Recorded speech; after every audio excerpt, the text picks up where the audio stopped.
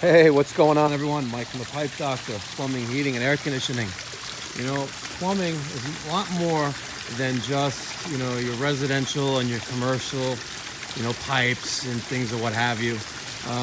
Sometimes it's a pleasure to fix a shear descent wall for a pool.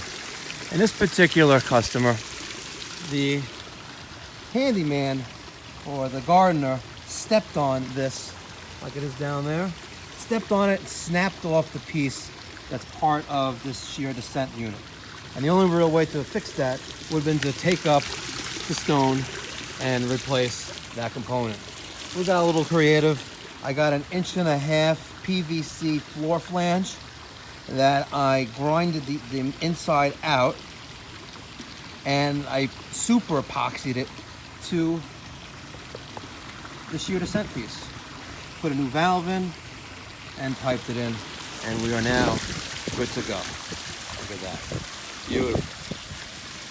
Another service call, another job well done performed by the Pipe Doctor.